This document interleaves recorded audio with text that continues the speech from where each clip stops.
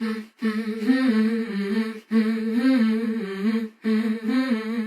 this listener says, "Good afternoon. Listening to the triggering time travel speech had me in stitches. Jamie comes in with these little jabs to banter Dan, and it's comedy gold. Your friendship really shines through in these moments. As I said at the beginning, it's the cracks that are showing. You just got to come onto the time travel side. It's warm here. It's not happening. It's not happening. I'm so happy you agree with me, Brian. I'm a maid of honor for my bestie, and the hen do is coming up, and it's giving me anxiety as she's still friends with our old friendship group from school. Well, I haven't spoke to them in years. We didn't fall out or anything. I just moved on as I was working a lot, etc., and just become distant over time. I feel really nervous about spending time with these girls as I feel like they will be strange with me. Do you have any suggestions on how can I deal with this situation? Is it possible I'm overthinking the whole thing? How would you go into an awkward weekend like this? Hammered. I would go in hammered drunk. Okay. Well, I'm straight edge, so I'm not going to tell you to drink. But what I would say is this. This weekend isn't about you. It's about the other person.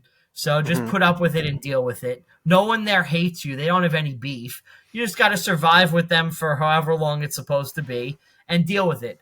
I don't like to socialize with people. It's the people I'm close to, and then there's other people I have to interact with.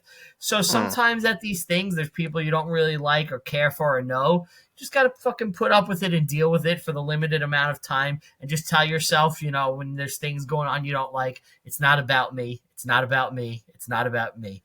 It's about the other person, making sure they have a good weekend, and you just got to grin and bear it and eat shit for one weekend. Pretend it's like your job where you have to eat shit every single fucking day. It's like, I just got to get through this weekend. That's it. It's like almost like a school reunion, isn't it? Like no one likes going to those things. I don't know. I think if there's no bad beef, it's, I mean, it's, what you been up to? And then it's like old times, right? I think they've probably got the same reservations as well. I think them girls probably have the same reservations. Some will be happy to see you. Some won't give a shit. Everybody has their own lives and their own things going on. Nobody actually cares. You just got to fucking deal with it as best you can and survive. That's it. Yeah. Everyone moves on after school. Like, I talked to a couple people that I used to know, but I mean, if I bumped into them, I wouldn't be, it is what it is, isn't it? That's getting older. Yeah, exactly. It's like, look, I don't want to talk to people from fucking high school. Fuck no.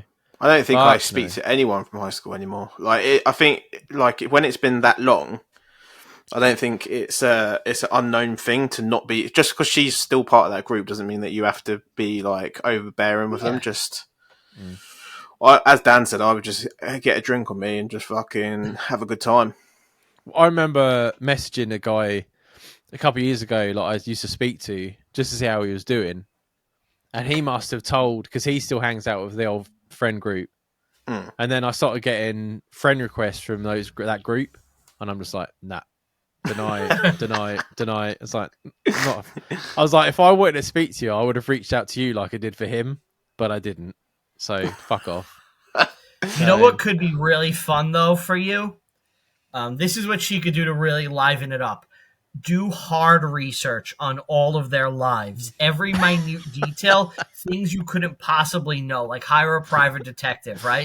Know every single thing about them, like to the point like their coffee orders, and just freak them out all weekend. Like, I've been keeping up to date with all you guys. You didn't know this? 3 sugars, right, Jamie? And you're just doing that, like all this insane specific shit. While you're doing it, maintain full eye contact and do not blink as well. Just go full fucking crazy. Go like full Hannibal Lecter and just freak everybody out. Or you could pretend to be psychic. Be like, you look like you work at like that bank on 5th. Like, I just get that feeling from you. How'd you know? I don't know. You're a coffee person. You don't like tea, right? Just start like guessing shit. Boom. Really fuck with their heads. That would be good. You'd be the talk of the fucking town as well. By the time it gets to the wedding, everyone will be your best mate. That could ruin it a little bit, I think. Liven it But, up, you know. It's like kind of doing magic. Yeah. I don't know. Charlotte had a very similar situation to this where she was the friend that was not friends with the rest of the girls, and they just got on fine. She was worried about it a bit before they went into it, but they went to fucking Portugal together as well, so she couldn't get away. They were in another country together, and she was fine. I think as long as the girls ain't bitchy, it ain't gonna matter. Well, you got to try and avoid that. I think just going in and just doing it. And like Brian said, like it's not about you; it's about the person getting bride. married. Yeah. Yeah. So I think Yeah. everyone's sort of like that. So for Steve's bachelor party, he invited like fucking, you know, everybody under the sun. A lot of people didn't show up, but we had his 4 brother-in-laws with us. It's like, I really don't fucking know them. You know, it's like 4 dudes that I'm really not familiar with. But, you know, you just put up with it. Yeah, That's it. exactly. Too It right. is the weirdest situations, like stag do's and hen do's and stuff, because it's like it's a group of guys that wouldn't normally accumulate together. Like I not that long ago went on my brother's one, and majority of us go away together all the time because of the family. But my brother, who's getting married, he doesn't go away with any of us, so he doesn't know what we're like as a group of guys drinking together. And then he had his father-in-law and brother-in-law with us as well, and a few people we haven't seen in years, and it was just like fucking. When everyone was sober in the morning, it was like super weird. But as the day went on, and we like did different activities, and fucking was getting drunker and drunker, it didn't matter. It was almost like by the end of it, we were singing Frank Sinatra's "My Way" into each other's faces. It was a There you fucking go, brilliant you know, night. you can get along with people if you just put up with it to an extent. You know, you never have Yeah. to see them after this thing in the wedding. No. It's all about small talk, isn't it? Oh, And God, maybe I you'll hate have a small good talk. time after, you know? You never know.